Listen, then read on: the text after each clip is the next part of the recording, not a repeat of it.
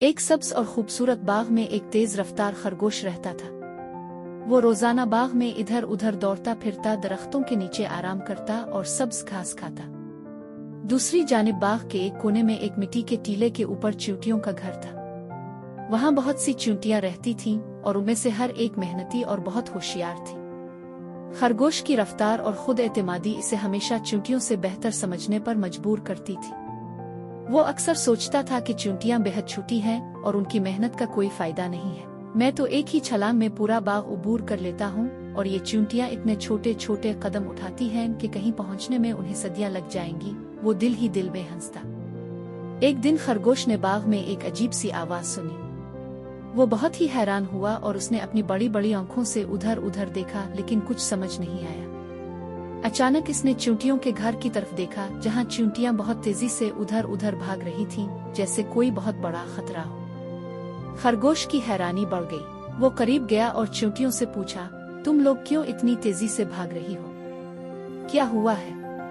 चींटियों की सरदार ने जल्दी से कहा, हमारे घर के नीचे पानी का एक बहुत बड़ा जखीरा है और आज रात शदीद बारिश होने वाली है। अगर हमने अपना घर महफूज न किया तो हमारा सब कुछ बह जाएगा।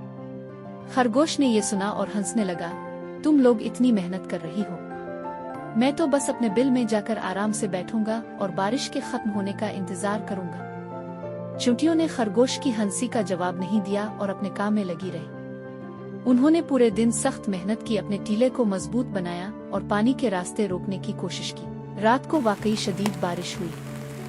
खरगोश अपने बिल में घुस गया, मगर बारिश इतनी जोरों की थी कि इसका बिल पानी से भरने लगा। खरगोश घबरा गया और तेज बारिश में बाहर निकला। इसे कहीं पनाह नहीं मिल रही थी और पूरा बाग पानी से डूबा हुआ था। अब खरगोश के पास कोई रास्ता नहीं था। वो चींटियों के घर की तरफ दौड़ा और हैरानी से देखा कि चींटियों का घर बिल्कुल महफूज था। चींटियों ने अपनी मेहनत से अपने घर को बचा लिया था। खरगोश को अपनी गलती का एहसास हुआ। इसने सरदार चींटी से मुआफी मांगी और कहा, तुम लोग वाकई बहुत होशियार और मेहनती हो, मैंने तुम्हें गलत समझा। चींटी ने खरगोश को एक खुश्क ठिकाना बताया और कहा, तुम यहाँ रह सकते हो। फिर चींटी ने खरगोश को खाने के लिए भी पत्ते और गाजर दी। सरदार चींटी मुस्कुराई और कहा, हम सबको अपनी काबिलियत पर भरोसा रखना चाहिए, चाहे हम कितने भी छोटे या बड़े हों। मेहनत और समझदारी हमेशा काम आती है। खरगोश ने इस बात को दिल से तस्लीम किया और इस दिन के बाद वो चींटियों का एहतराम करने लगा।